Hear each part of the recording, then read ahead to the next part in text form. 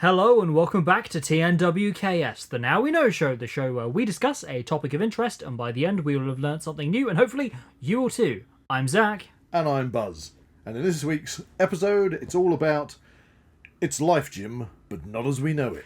Dun dun dun.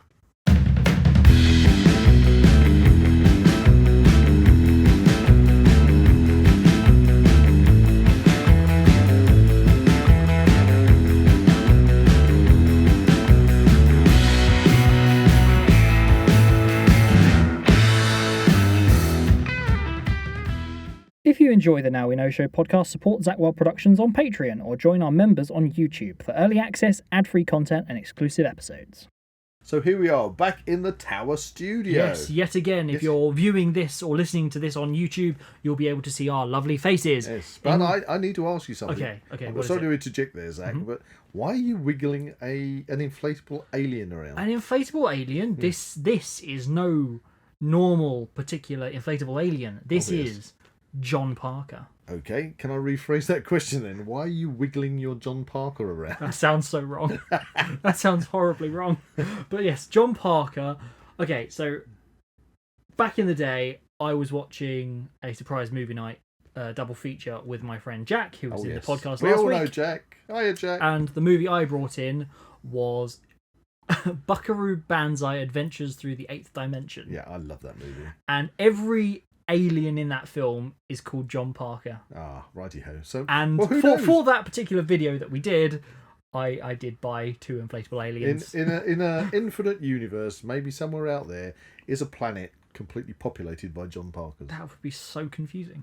Well, there you go. But it would make Buckaroo Banzai in the Eighth Dimension kind of like make more sense, I suppose. They were supposed to do a sequel, but they never did. That was with Such a shame. what's it from RoboCop? Peter Weller. Yeah. I had other few names. Anyway, yes. Moving on. The fact that you are wiggling your John Parker about is because we're discussing extraterrestrial life. That is very true. Now, we have discussed UFOs or UAPs, which is basically, obviously, does touch upon extraterrestrial life or interdimensional life. We did also have Glenn in talking about First Contact, how that would go down. How people would react on that, which was a good one. But we just wanted to cover about extraterrestrial life and the possibility of life existing off-world, off the Earth. Because let's face it, at present, even though we've got so many advances in technology, you can put John Parker over there. Okay, I'm going to... Just put John Parker somewhere because is he okay there? He can stay there, but he's going to get moved. Okay. So anyway, with all our technological advances, everything that the human race has managed to achieve, we still have absolutely no proof that there is any life off world yet. Any life other than what is on planet Earth. So what we're going to talk about in this episode is the potential, the likelihood that there is more life in the universe than us. Yeah, and I think obviously you've got to touch base on creationists compared to evolutionists. So, if you're going to come from the angle of God created mankind on planet Earth, then we can probably leave it there. And obviously there's so many different religions on the planet, and some religions have a single god and some religions have multiple gods, and they all have their different creation stories and everything else. Personally, I love but again, that's a minefield of opinion. Exactly. Really. And I love the sagas and stories of the Norse gods, but ultimately I tend to be more of a scientific individual, so not Marvel then. Not Marvel. All Norse gods are aliens. Yeah, let's leave let's leave Marvel out of this one. Anyway, let's focus on what we want to talk about, which is basically the potential of extraterrestrial life existing out there in the universe. But first, it's time for Weird and Wonderful. Yes, so I have a weird and wonderful story this week. Well, hey. So the story is Okay, hit me with it. Roof Ninja. Roof Ninja. So this is sums up somebody who is running This along. is a story about a 34-year-old woman who was found living in a shop sign, a supermarket sign. What are these big signs in Michigan? In the USA? Yes. Oh man, what is one of these big? She was found to have been living in there for quite a time. Like, how do you even manage that? How did you find it in the first place? You know, Well- you get access to a Yeah, sign. it's the crazy fact that this story, revolving around this woman, is the fact that they didn't just find her living in there. She was like fully living in there. It was completely decked out with computers, a coffee maker, a bed set up. Like, Oh, right. Okay. how do you manage to set this up without being noticed? Very carefully. Maybe that's why she got the title of Roof Ninja. That's probably exactly why. I think that story is pretty... Have you ever thought about living in a shop shop sign window? No, I tend to be more of a bushcrafter, so I tend to look at, oh, can I live in that tree? Can I live in that bush? You're an outside hobo. Can I burrow a hole and make an encampment? I don't know. But yeah, not a shop sign. Yeah, but it'd be interesting to see how this story develops, because it didn't really go into further detail as to whether or not she was actually removed from this place. I think that would probably make a good basis for a zombie movie, that somebody's like hidden from the zombie apocalypse in a Walmart sign or something like that. Roof Ninja versus zombies. You've got it. Come on, Asylum, make this happen. It's writing itself, isn't it? Exactly. Well, there was a zombie movie called Stalled where somebody gets trapped in a toilet. Oh, in a toilet stall. A toilet stall. Oh, no. Whilst the zombie apocalypse. Stalled. Well, I think there's one called Shed of the Dead. Shed of the Dead. All right, we're going off to Shrek, okay? On tangent. On tangent. John Parker. John Parker, he's the alien. He's our guest. Yes, we are an alien. He's our guest in the studio alien today. voices for John Parker. Okay, that'll do. Okay. We might be offending aliens out there for all we know. What, you mean like generic stereotype green inflatable alien? Anything's possible in an infinite universe. Potentially, yes. Anyway, so I've got my trusty notes. And of course, with the Now We Know show, it's all about learning things that otherwise we may not have known, and also coming at it from the perspective of just normal average guys and girls. You got it. Sitting around a table having a chat. We're not scientists, but we do look into and research our stuff. Yes.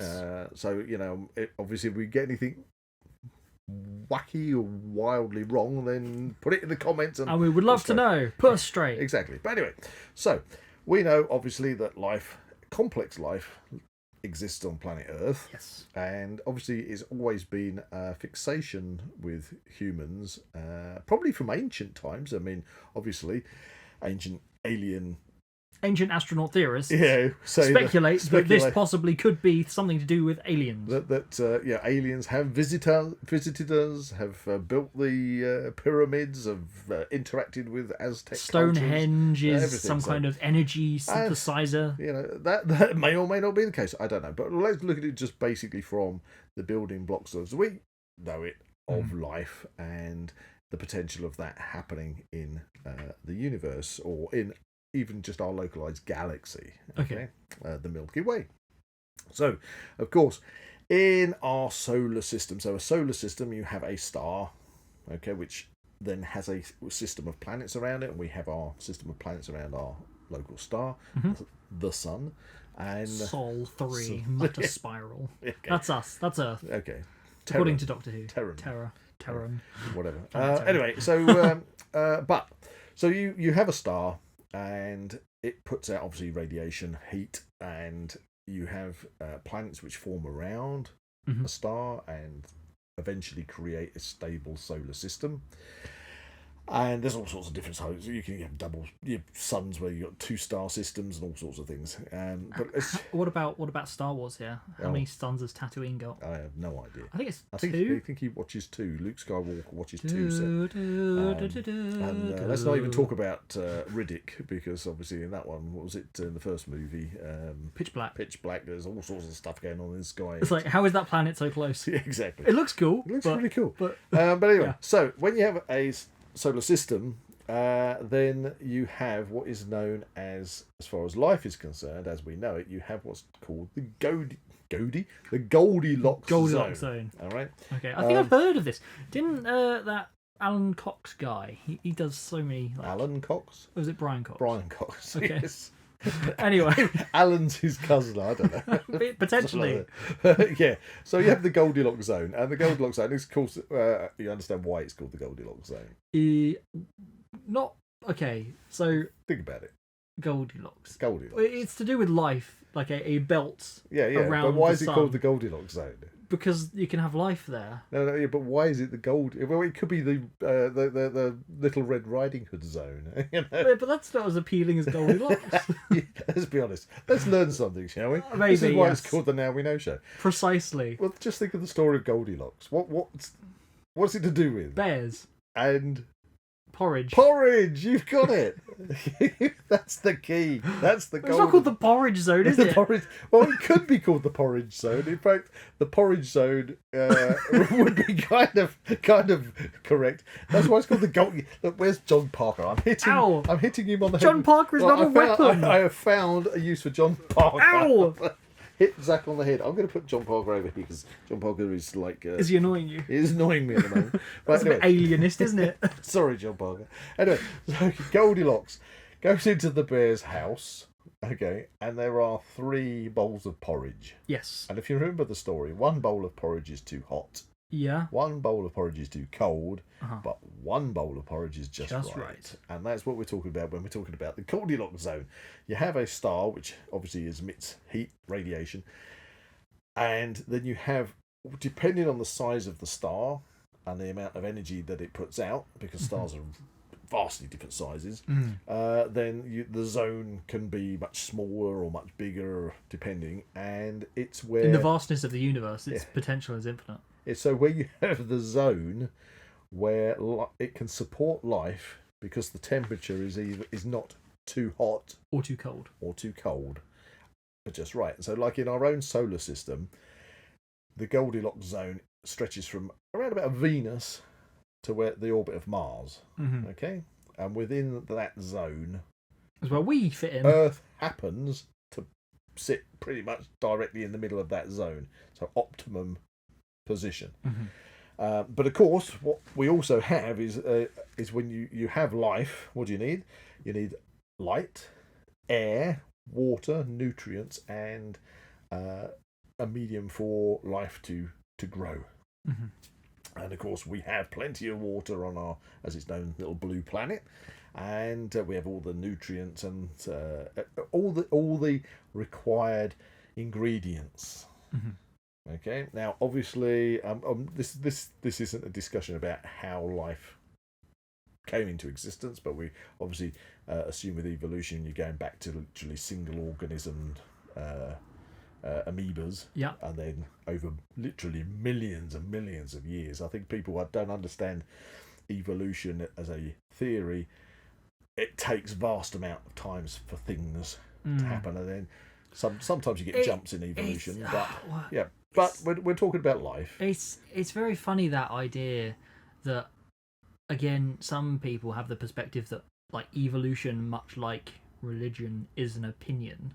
Like it's a belief, a faith to believe it, as opposed to just going, well, yeah, that's a thing. Kind of. Well, I think when you come to something like evolution, Or it's to the idea that evolution is guided by a deity, a god. No, but It's not a route we want to go down in this podcast, because we want to just talk about the potential of life. Life. Exactly. Yes. And life, surprisingly enough, can obviously exist and thrive in the most hostile of places.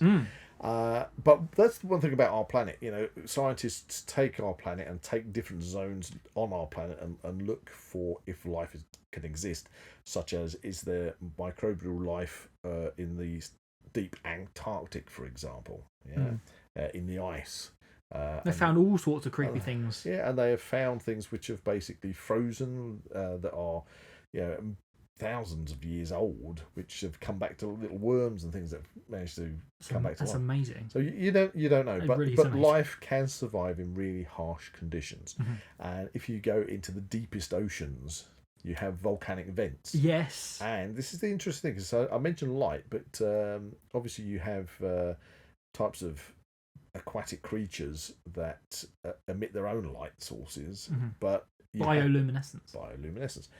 But you have in these deep oceans with the volcanic vents where there is no natural sunlight, literally pitch black.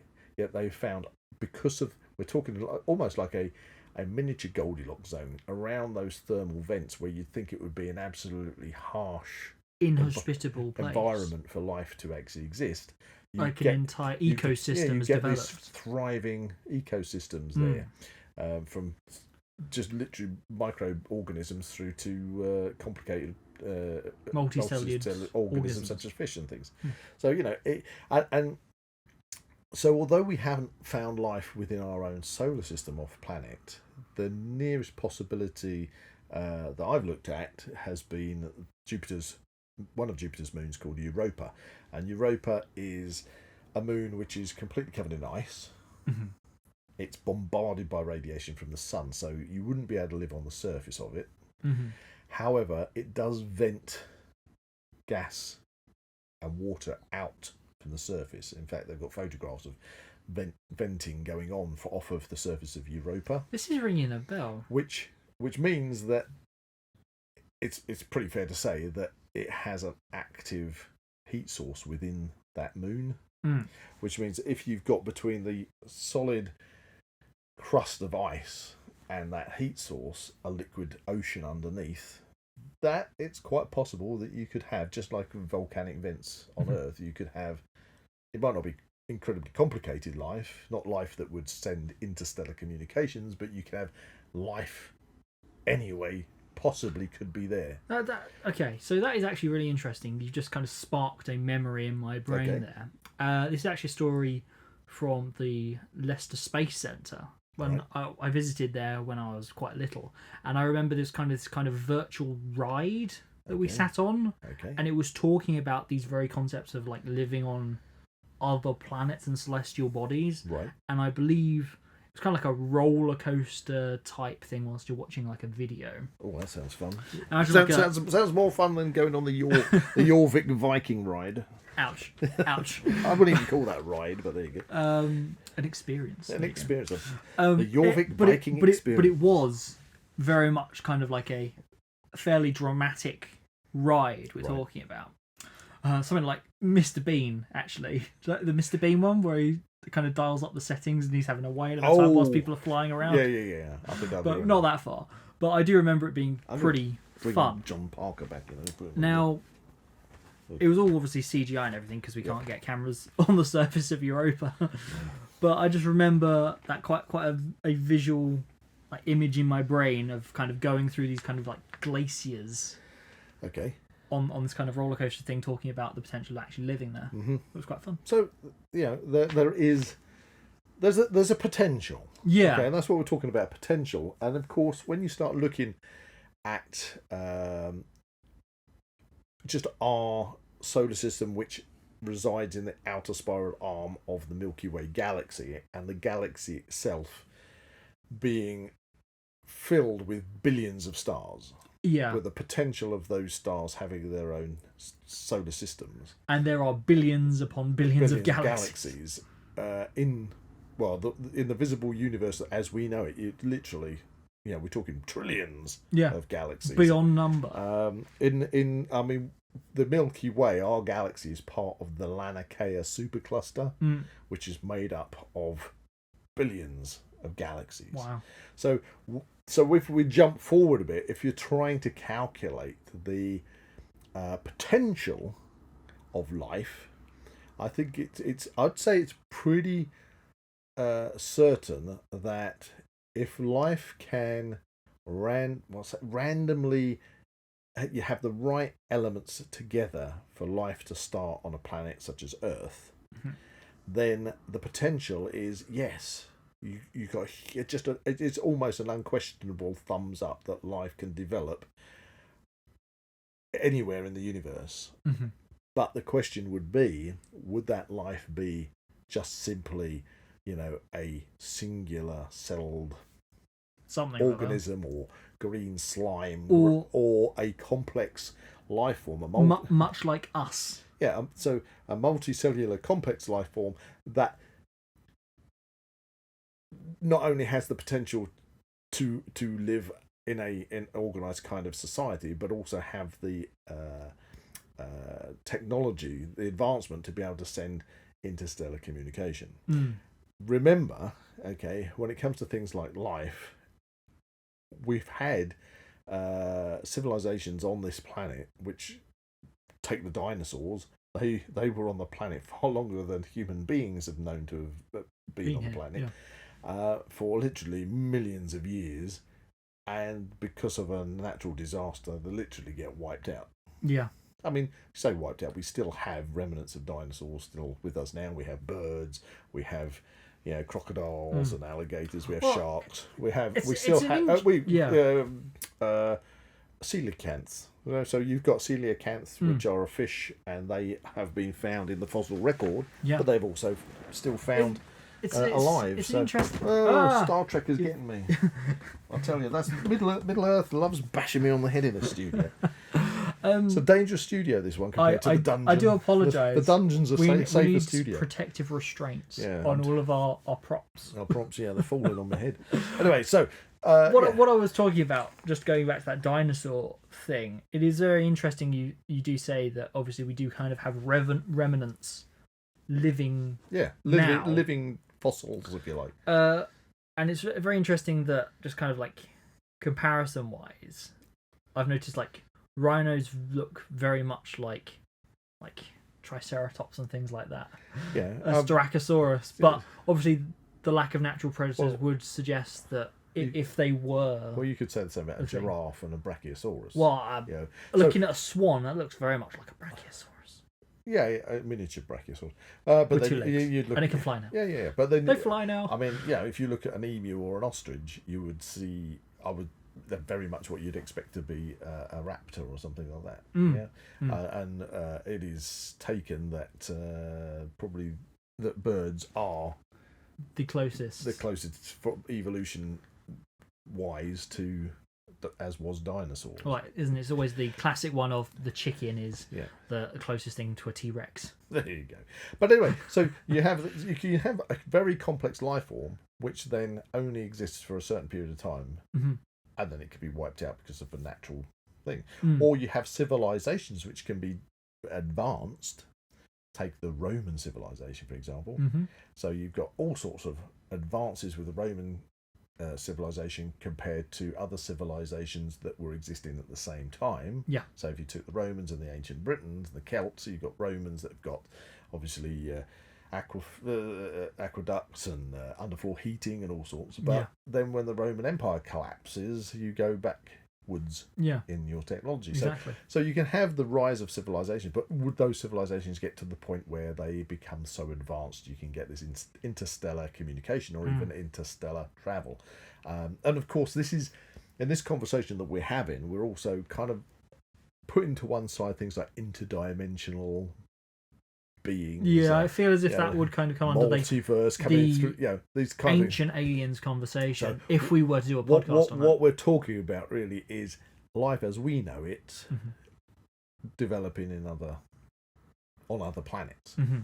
But that brings you to the question of obviously with Earth, we set up what's known as the Search for Extraterrestrial Intelligent Life, or SETI. Have you heard of SETI? You've brought that up in another podcast. They've got big arrays of satellite dishes which are continually scanning the heavens for exactly that, interstellar communications. And there was one which was called the WOW communication, which was like this blip that somebody wrote down WOW next to it. It became known as the WOW. I think we discussed that before in one of our previous podcasts. But it just happened once.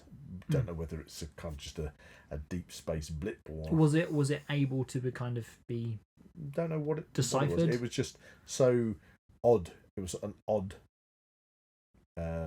instance radio anomaly, but they don't know what. I mean, it could have been a spaceship flying past, sending out news. Who knows? But it was to quote a previous podcast. It was then a small green planet died. Yes. Okay. So you have SETI, and they're always looking out there for the communications to physically see if we can hear something. That is coming through space from another civilization. However, obviously, if life was to develop on a world other than Earth, you've got to know that there are other planets out there beyond our solar system, and of course, with that, that was always the case, that we had no idea if there were any planets out there because we can't see them. Yeah, but in recent years, scientists have started to discover planets through techniques used, and it's so you've got the Goldilocks. What you're looking for is a planet which is within that Goldilocks zone. Yeah. But how do you see a planet which, when you look at the stars at night, they are just tiny pricks of light to your eye, and then you're trying to find something which is literally probably smaller than a grain of sand that's orbiting that planet. How would you? A really big telescope. Yeah, you're really big. Well, given that, that does happen. But it's basically it's solar wobble is what you're looking for. Solar wobble. I don't know if that's correct. I've got my notes down here. Go through my notes, but I'm sure it's called solar wobble. But anyway, yeah. So it's basically where I'm going to use props here. So we got props. I'll have to describe this for those listening. We need a star, and since we're in the we're up in the attic tower studio, which has got all these wonderful things here. I've got loads of sci-fi props, guys. It's a bit like a museum. There we go. What we got here? This. Okay. What is that? I wonder if anybody who can view this. Okay, it's a silver ball, which is Buzz is holding a sphere. So if you think of a sphere, which if you go to the gym and you use barbells, the barbells have knurling on them. If you know what knurling is, it's where it's machined, so it's like grips your hand. It kind of looks like a crosshatch. This is a silver ball which is covered in knurling. Okay, but I'm going to turn it round because it's got a door. It's got a door. Everybody should have a door. Anyway, so it's opening the door. And I've opened the door, and a planet's fallen out. Okay, and that's because I've opened the door because this actually is not a star. It's not a planet. It is a Sontaran sphere. It's a Sontaran space pod. Yeah, space pod. Anyway, but this is going to represent our star. Yes. Okay, and a planet has fallen out, which is a small ping pong ball, which is this one's called Bounder. Okay. Planet Bounder. It's a long story. Long story, but we had a banquet once, and we decided we were going to get hundreds of ping pong balls and write insults on them, so that you could PG insults. So Victorian insults. Victorian insults. It was a steampunk It was party. a steampunk, and we thought, well, people could hurl insults at each other if you write them on ping pong balls. Not to confuse things, but we're not throwing Sontaran spheres at people. But if you have a star, yes, and you're observing that star, yes, I'm going to point to the star. Yeah, well, okay, and you have your planet, okay. If the planet passes in front of the star, it causes a wobble in the light that's refracted, that's coming from the star. Right, so it's kind of like a break in the in the beam. Exactly, they call it a wobble. So that planet revolves around, you get a wobble. And of course, depending on how far the planet is away from the star, therefore how long its orbit is around the star, if it comes around and goes past it, you see, because it could be just a random object going past. It could be a rock or something. Yeah, it could be an asteroid, it could be a comet, whatever. But if you have this repeated orbit of a planet around the star, then at the same time you wait for it, you're going to get that wobble again as the planet passes in front of the star, and you wait again, and so after a period of time you're saying, yeah, this star has definitely got a planet or more than one planet that's revolving around the star. So that's great. That has allowed scientists to spot loads of planets. And but I say about that because I think it's about over 6,000 planets, what we call exoplanets. So an exoplanet is a planet which is extrasolar planet, which is meaning outside of our own solar system. Okay, so these exoplanets have been spotted, but with you would have to be. So I'm looking at the camera now. Yeah. Okay, and the camera's pointing at the star. Do you want me to hold up the star? No. And planet Bounder's going around the star, and as it passes in front of the star, you get this wobble. Yeah. In the light, and then it wobbles again. However, we have to be looking. We are a fixed point on Earth. Yeah. Or if we're using space-based telescopes, they're still fixed to the position they're in. So when you're looking out at stars, you're only looking at them from that one perspective. Right. So if planet Bounder is orbiting the star this way, so vertically around, yeah, you will not see a wobble at all. Okay? We'll never know that planet is there.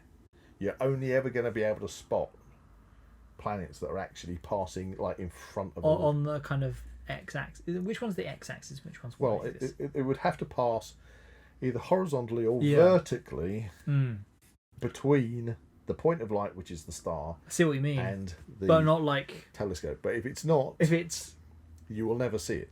But it could be there. Damn, that's yeah. So we're never going to be able to see all possible planets because we're only ever seeing them on one. Damn. on one axis. Unless we can develop some kind of new means to do that. Well, the nearest star to us which has an exoplanet is Proxima Centauri, and the planet is known as Proxima b. Ooh. And that is revolving around. I'm going to put the sun down. I'm going to put the sun down. The Centaurus. Don't want to drop it. It's very hard to handle. I mean, you could just give it to me. Okay. Oh well. I'll put it down there. That was a clunk. Okay. But anyway, so Proxima b orbits Proxima Centauri, and you're looking like this. Proxima Centauri is a red dwarf. There, I get a red dwarf quote in there. It's a red dwarf star. So it's a much smaller star, much dimmer. I thought you were actually quoting Red Dwarf. No. It is a red dwarf. Okay. It's a red dwarf. So it emits red light, and it's a very small star. Small, about quarter the size, I believe, as our sun. So therefore, it's not putting out as much heat, etc., etc. So do I still need the Bounder? You don't need that. It can revolve. Oh dear, he's dropping. Bounder has flown off Bounder. into the cosmos. Exactly. I do apologise. Exactly. So that is the nearest exoplanet to us. Yeah. But the key is you've got to calculate whether a planet is within. So you've got to calculate the size of the star, calculate the distance of the planet's orbit from the star, and work out whether or not that is in that Goldilocks zone for that particular star. Right. Also, I am led to believe that by analysing the when it passes in front of the star, there is that wobble in the light waves, and by analysing the refracted light that is passing through the atmosphere of said planet. Okay.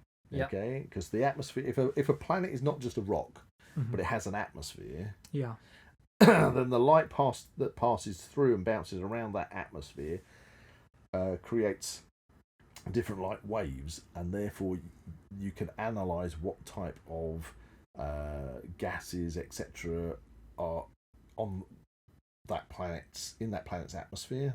So whether that planet could potentially support life if it's got water, oxygen, blah blah blah. So, in that sense, obviously, it's feasible to kind of calculate this potential of whether or not life could be supported there. But another question is, I suppose it's on a kind of like an individual basis whether or not there actually is life. Yeah, as Jack famously says in our Planet of the Apes podcast, I'll get to that.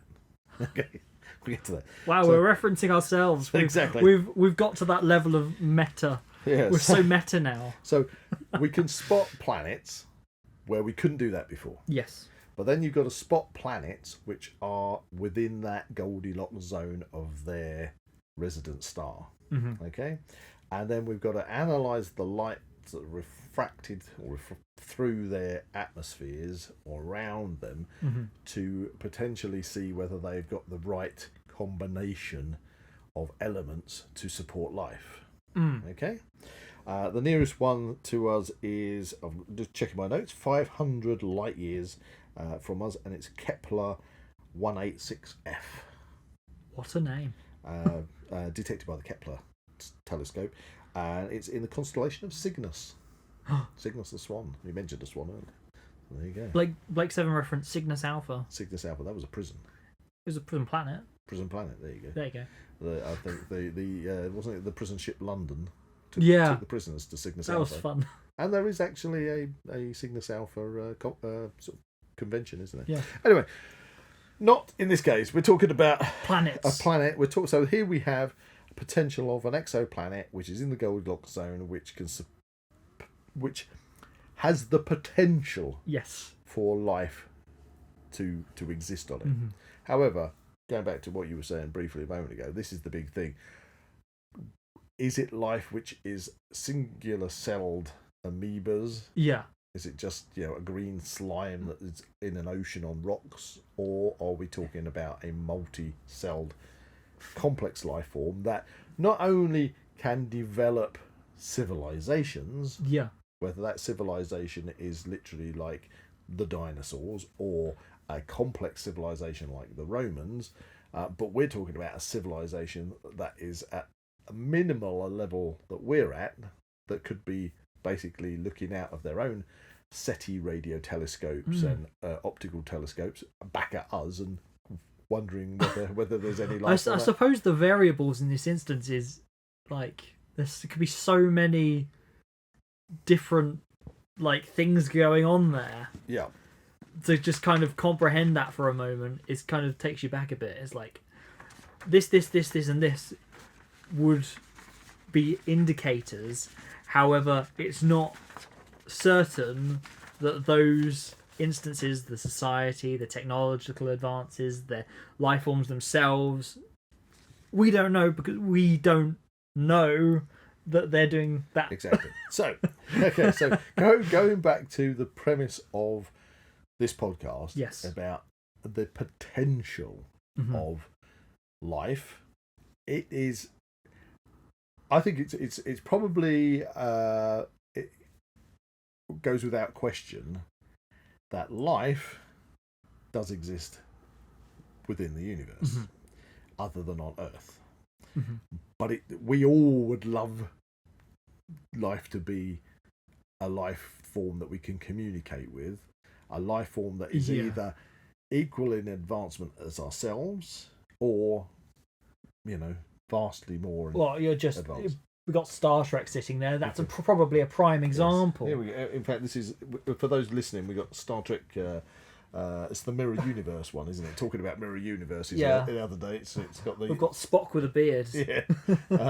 But anyway, so obviously that's the thing that most people would love to, to have ancient aliens. Theorists suggest that Vulcans. that Vulcans are have Romulans. visited us Klingons. in the past. We would love to have the idea that UFOs or UAPs, thank you very much. Which stands for unidentified aerial phenomenon. Correct. Thank you. You get a point. Thank you. We're doing scores and no idea. So much going on in my head at the moment. I know. I love it. So anyway, so you've got this potential, and so I think for something like very, very base life forms, it goes without saying the potential is there.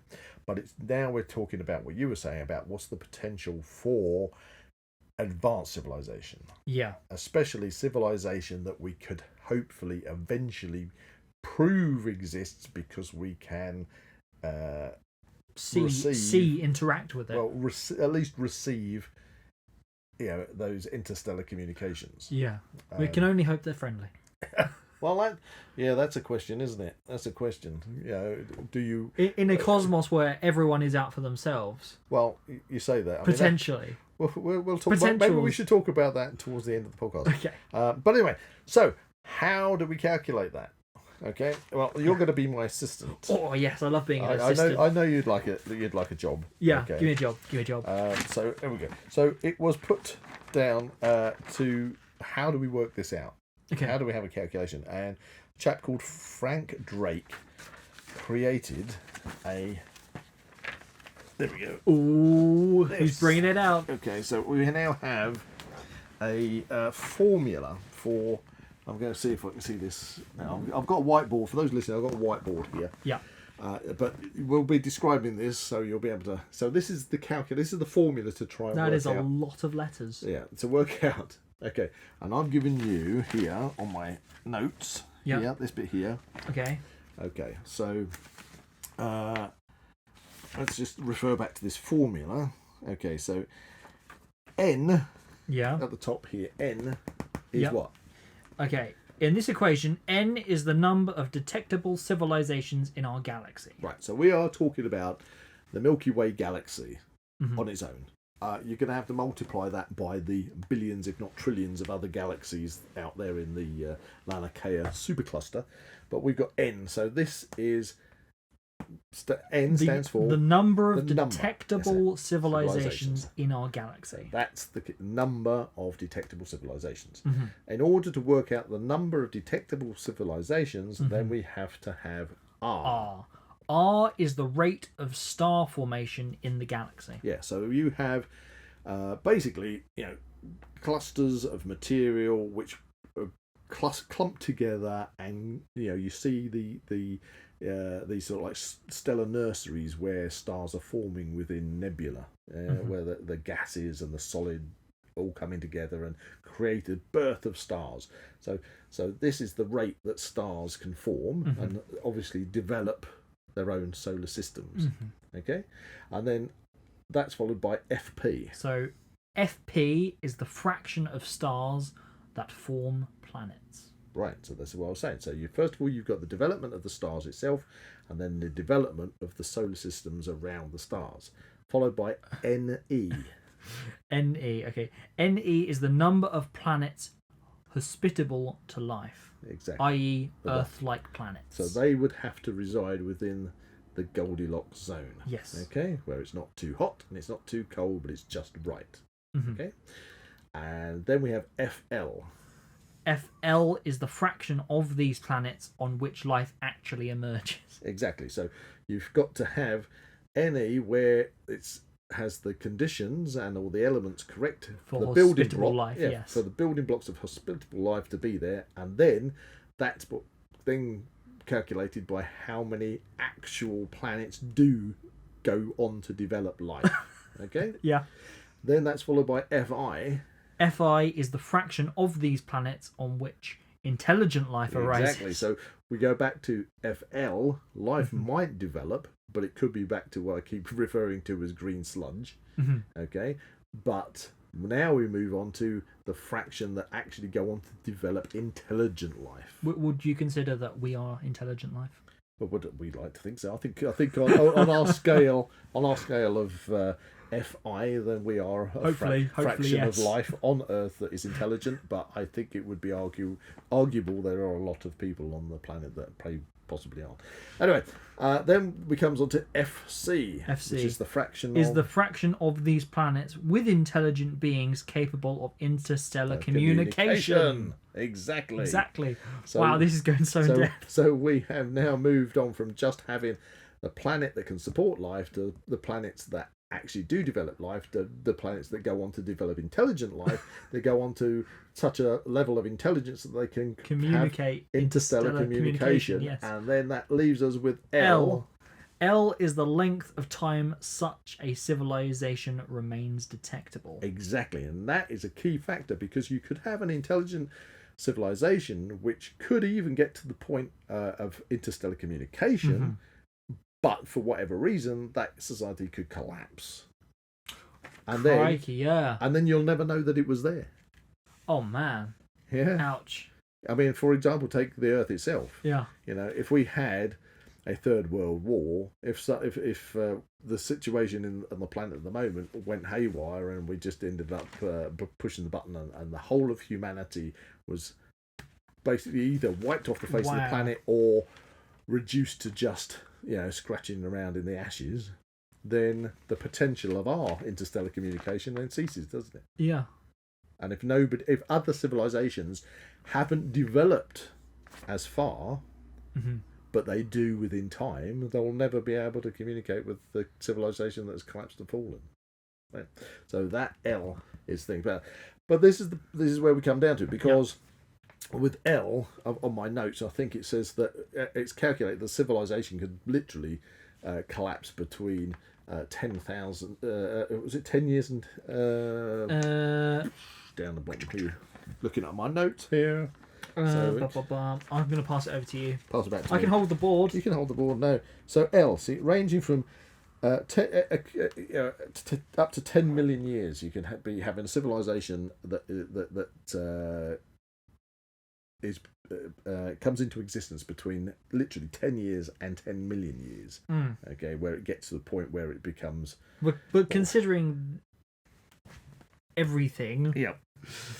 that 10 million years could just be a small blip Exactly. in Exactly. existence. So this is what Frank Drake. Frank Drake Kind of. We call it the Drake equation. I like that. So we've got to go through all these things, but relatively speaking, the only one that we or scientists are pretty sure on is R. That's funny. It's the rate of development of actual, stars in the universe, because you can, calculate how long it takes for things like our own solar system to do. So we got a bit of the rest of it becomes very much a guessing game. Again, immeasurable variables would go into that equation, really.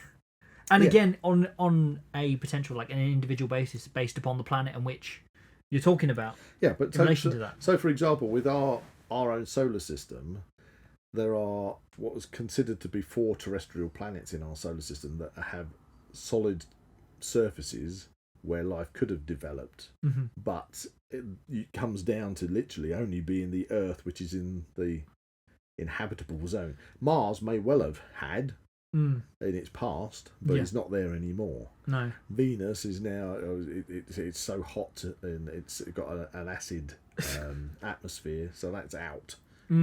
So even in a developed star system, you got to, then it only might be a fraction of those planets in that star system that could actually end up being in that Goldilocks zone, and then they'd have to have all the right elements to do for life to develop, and they need the time, and they need that life to go down its evolutionary route to become intelligent enough to develop a civilization that could then go on to doing the interstellar communications and blah blah blah, and then we have the Frank Drake equation. Yes. So, and how long those civilizations last. So, working on this calculation and working on the variables, the best guesses that scientists can have for all these variables within this Drake equation, it is guessed using this equation that there could be a value of up to 12,000 civilizations living in our galaxy. That's quite a lot. That's 12,000 detectable civilizations in our galaxy.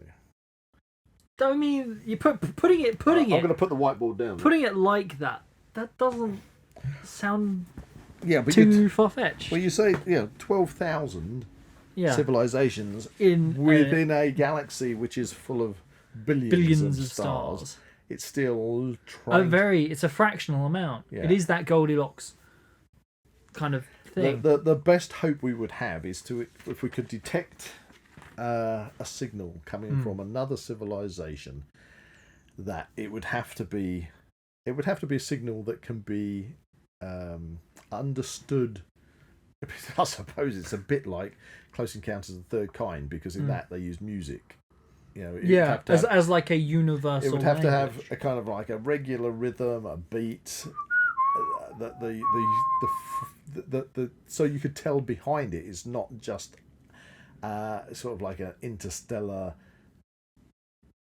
background pulse, for example, that is created naturally by something, that it's an actual artificial communication.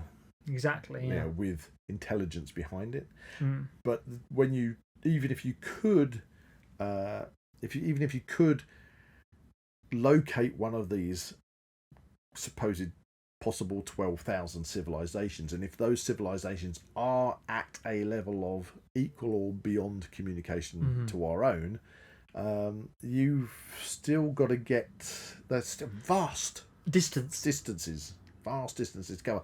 Obviously, the universe doesn't make it easy, does it? Doesn't make it easy at all.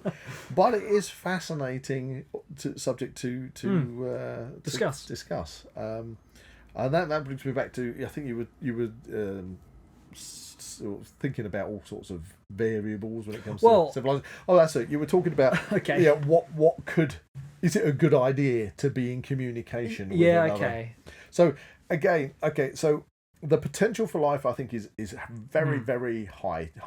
From my personal perspective, I think the potential for life in the universe as we know it, in the visible universe, is a thumbs up.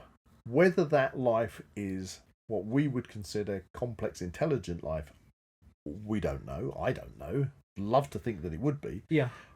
But then we've gone beyond. So we've answered the question that we set at the beginning of this podcast. Okay, that the potential for life is there, Certainly. Yeah. and we've looked at the Drake equation to see if we can work out if we could actually have life that is at that intelligent civilization level. Yeah. But I suppose now we're just going on to this kind of like general discussion, just to general round discussion off on speculation. speculation. So- is it a good thing to get in touch with another? Well, exactly. I suppose that, in its essence, would really depend upon the life form or potential life form that would be discussed in that Yeah. instance. Like, is it going to be some kind of hive mind xenomorph looking thing that's going to want to? Okay, well, if you're talking alien, Yeah. I don't think the alien in Alien Yeah. was what you would call. It was more like, as you say, a hive mind. More aliens. It was is more like a wasp or a bee, not a predator. not Aha. not an alien, a higher alien life form that had developed space travel. No. You see, so that could be a life form that could exist on an exoplanet. So a predator then. yeah, just like a lion or a tiger Yeah. or a raptor. You or would say like a Tyrannosaurus predator is Rex. intelligent, but it doesn't see us as intelligent. Really, it just kind of hunts us. Well, yeah, if you went walking around out in Africa now, Yeah, you would. it treats us as prey, You're prey. You'd probably be a nice, prey species. easy long pig prey. You know, I still can't believe they included that in Pirates of the But Caribbean. then, if you looked at an alien that is well, actually, I don't know really, because I was going to say the Thing, where you've got obviously a very complex Polymorphic life form. Yeah. But I don't know whether that life form has ever been explained, whether it was the pilot of the UFO that was in the ice, or whether it was. I like to. It's very interesting because there's some deleted scenes in the the remake prequel one that actually show the pilot, Right. and it looks freaky. Okay. Yeah. I can't say There's I've seen some that. pictures floating around on the internet about that, and Okay. it's probably worth a look. But my instance on that front was the fact that something potentially happened on the ship, that maybe it was like a prisoner or something that Okay. escaped. But Anyway, we're jumping Right. now. Okay, so just to round off this The podcast. best hope is we meet some Vulcans, okay? Yeah. Some nice pacifist Vulcans. So just to round off, Yeah. if we did contact another intelligent civilization Yeah. within our galaxy, let's not even talk the universe, because the interstellar space between galaxy to galaxy is so vast. I don't think we would ever see life coming from another galaxy to another galaxy. Not unless we could like event horizon this and fold space time. I think in the first instance, if we were going to get, if there was going to be, and taken out of, put into one side, should I say, things like multi-dimensional beings and whatever else. But if we were just talking physically, if you could get on some kind of spaceship and go from one planet to another planet, I think the only option you've got is to meet life that's in existence within our own galaxy. Yeah. And I think you've got to kind of look at life and the way and we have to base it on humans, how we've developed. Yeah. What ultimately would push a society, a civilization, to go away from their planet. And I think, just to finish this, just something to think about, would that life, as you mentioned, leave its own home planet and go out into its galaxy to explore, to be totally peace, just a scientific investigation and wanting to broaden one's mind and knowledge? Or would a civilization be pushed to get out there for conquest Well, again, it all comes down to And I like a think that- resource problem, doesn't Yeah, it? so you're either going to go out there because, I mean, if you had, I don't know if you had a solar system which had 2 Goldilocks planets and they could actually communicate with each other, Yeah. and then one of them is more advanced and it goes and then gets to the other planet and takes over and becomes, the other ones become subservient to it. I don't know, but Again, the we're point is, going back to this immeasurable variables again. do you? But what is the push? Is the push for knowledge and peaceful expansion, or is it for material wealth And gain, and gain and conquest? I suppose, in essence, you're gonna have you're gonna have the two sides of the story. It's gonna be you're gonna be wanting it to. The push is going to be for that intellectual kind of scientific side. However, that question of material gain and things, resources, it's always going to have that going on. Yeah, but if you look at a leap in our own civilization, civilization in the Victorian age had gotten to in the Western world, the Industrial Revolution. But when you hit war, First World War, Second World War, it's that war that pushes the invention and the pushes the advancements in technology forwards.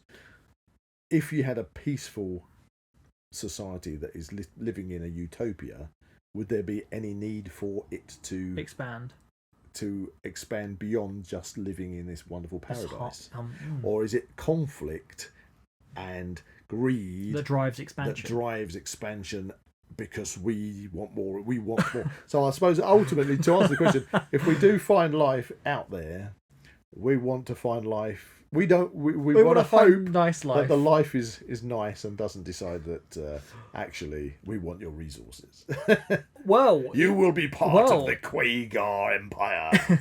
in that sense, could it not be taken that we would be the aggressors in that sense? Would it be that it would be a choice for us to whether or not we go down the hi, we're going to be friends with you, or we want your helium-3 energy or whatever. Well, I don't know. And there's those people that will argue that the aliens are already with us.